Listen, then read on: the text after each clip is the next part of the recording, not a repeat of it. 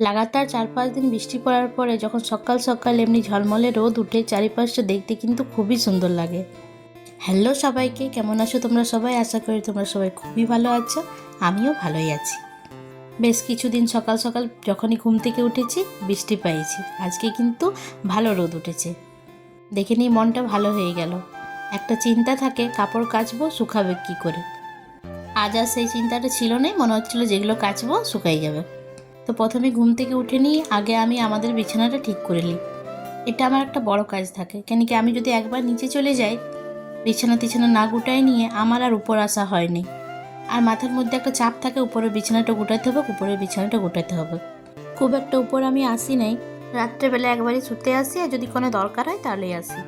সেই জন্য চেষ্টা করি যখন শুয়ে উঠে যাব, সবাই যদি উঠে যাই আমি আমাদের বিছানাটা ঠিক করে নিয়েই যাব। উঠে নিয়ে অনেকক্ষণ হয়ে গেছে, চা তা সব খাওয়া দাওয়া হয়ে গেছে, দাদার ঘরের বিছানাটা ঠিক করে দিলাম। এখানে দাদা থাকে আর ছেলে থাকে। এই বিছানা ওঠার একটা বড় কাজ। আর এদিকে দেখো মেয়ের যত ক্লিপ আমি লাগাই, সকাল বিকাল যেগুলো লাগাই, এদিকে ওদিকে সে ছড়ায় ছিটায় রাখে, আর আমি একটা একটা করে কুড়াতে থাকি। এই ঘরের বিছানাটা ঠিক করব বলেছি তো, প্রত্যেক দিন সকালে অবস্থা খারাপ হয়ে থাকে এই ঘরের বিছানাটার। ভাবলাম মাকে তাকে খাওয়াইলি, দিদির ঘরে দিয়ে আসবো, তারপরে এই ঘরটা গোছগাছ করব।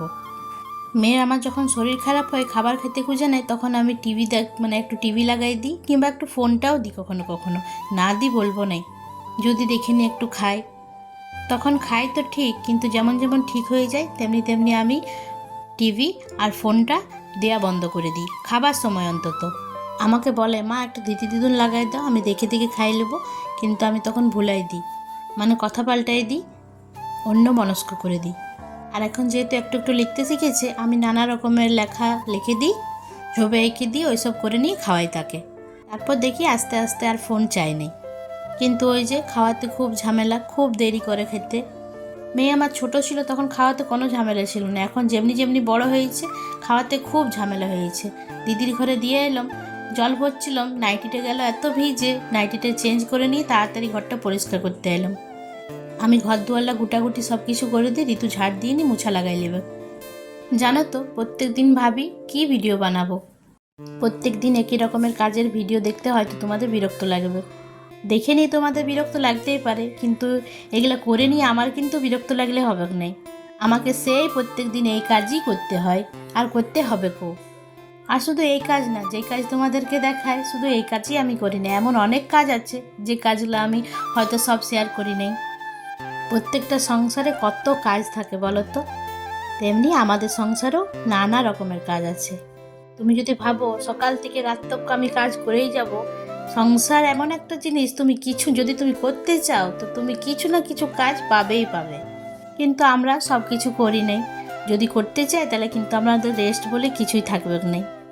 আগেকার দিনে ঠাকুমাকে দেখেছি, আমার ঠাকুমা যখন ছিল, এত আমার ঠাকুমা হাতের কাজ করতো, নানা রকমের হাতের কাজ, কুরুশের কাজ, কাটার কাজ, নানা রকমের আসন বানাতো, পাপোশ বানাতো।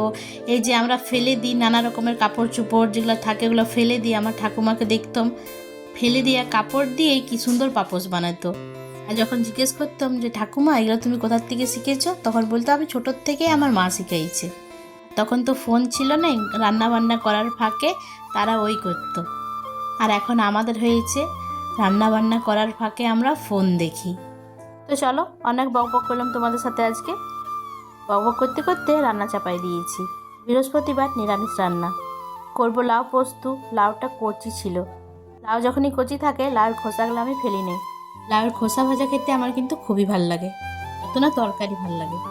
পেঁয়াজ দিয়ে ভাজলে জিনিসটা একটু বাড়ে আর টেস্টিও হয়, কিন্তু আজ বৃহস্পতিবার ছিল নিরামিষ, সেই জন্যে পেঁয়াজ দিলাম না, শুধু সরষা আর পোস্ত ফোড়ন দিয়ে ভেজে দিয়েছি। জলখাবারে মেয়েকে একবার ডাল খাওয়াই। শীতের দিনে নানা রকম সবজি থাকে, তো এখন তো অত সবজি নেই, তাই এখন লাউ পেঁপে আর আলু দিয়ে মুসুর ডাল করেছি। ডালটা একবারই করে নিই, একটু রেখে দিই ভাত দিয়ে খাওয়াবার জন্য, আর একটা শুধু মুখেই খাওয়াই। নুন হলুদ দিয়ে ডালটাকে সিদ্ধ করি, তারপরে 1 চামচ ঘি দিয়ে দিই। ছোটোর থেকেই খাই, আমি এমনি করেই খাওয়াই। শীতের দিনে বলতাম তো বাগানের সবজি, পালক শাক, গাজর টাজর, বিনস, মটরশুঁটি সব কিছু দিয়ে নি ডালটা করতাম। এখন তো সবজি নেই, কিন্তু ওই যে যা ছিল তাই দিয়েই করে দিলাম। দেখো লাউর খোসা ভাজাটা কত টুকনি হয়ে গেল, এই টুকনি হয়ে গেছিল একদম। এটা তো কচি লাউ, তারপরে শুধু ভাজা। আমার মনে হয় কম হয়, সেই জন্যই টেস্টি হয়। তারপরে এই যে লাউটা বললাম কচি ছিল, তো লাউয়ের পোস্ত করে দিই আজকে। সেখানে বড়ি ফোড়ন দিয়ে লাউয়ের পোস্ত করেছিলাম, কাঁকরোল ভাজা, লাউ পোস্ত, ডাল, আর খাবার সময় পাঁপড় ভেজে দিয়েছিলাম।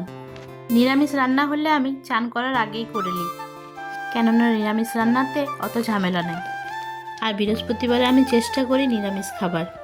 যদি কোনো কারণে যদি নিরামিষ না হয়, হয়তো বুধবারে মাছ নিল, মাছ থেকে গেল, তো আমি কি করি, তারপরের দিন মাছটা রান্না করে দিই। সবাই খায়, কিন্তু আমি খাইনি। আর রান্না বান্না যদি তাড়াতাড়ি হয়ে যায় তো কিছুটা সময় পাওয়া যায়, খাওয়া দাওয়ার আগে কিছুটা সময় পাওয়া যায়। বললাম তো সকালে রোদ দিয়েছে, তার আগের দিনে যত কাপড় চোপড় ভিজা ছিল সব রোদে মেলে দিয়েছিলাম, আর দেখো সব শুকাই গেছে। তাই শুকনা কাপড়গুলো সব এক কাছে নিয়ে বসেছি, সবার নিজের নিজের জায়গায় রেখে দেবো। তাই বললাম না, সংসারে যত তুমি কাজ করতে চাইবে তত কাজ পাবে। যদি না শুকায় তাহলে যেদিন কাটছি সেগুলোও থাকে, আর তারপরের দিনে যেগুলো কাটছি সেগুলোও থাকে। আর এই যে সিনহাবু চশমা খোলার কোনো জায়গা নেই, কোথায় কোথায় খুলে রাখে আর খুঁজে বেড়াবে। বাইরে একটা মামা আসে, শুনেছি নাকি বাবা মানে আমার শ্বশুরমশাই বেঁচে ছিল তার আমল থেকে সবজি দিয়ে যায়, তো ভাগনা ভাগনা করে আসে নিয়ে সিনহাবুকে সবজি দিয়ে যায়।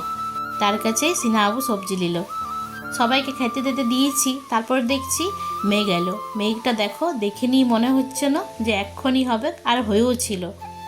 মেঘ দেখে নিয়ে তাড়াতাড়ি করে উপর গেলাম কাপড় চোপড় তোলার জন্যে। ভাগ্যিস গেলাম, নাহলে যত কাপড় শুকাইছিল সব ভিজে যেত।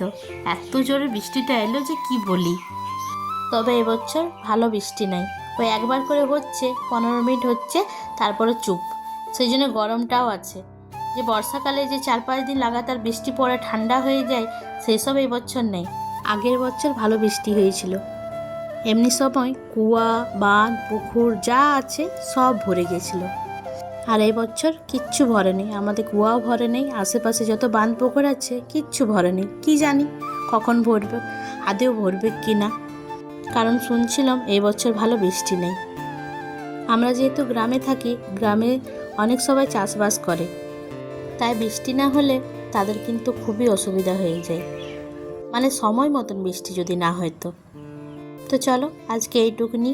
সকালে ঘুম থেকে উঠেছিলাম তখন তোমাদেরকে ঝলমলে রোদ দেখালাম, আজ ব্লগটা যখন শেষ করছি তখন দেখো বৃষ্টি। আজ এই পর্যন্তই। যদি ব্লগটা ভালো লাগে একটা লাইক করো, আবার দেখা হবে অন্য কোনো ভিডিওতে।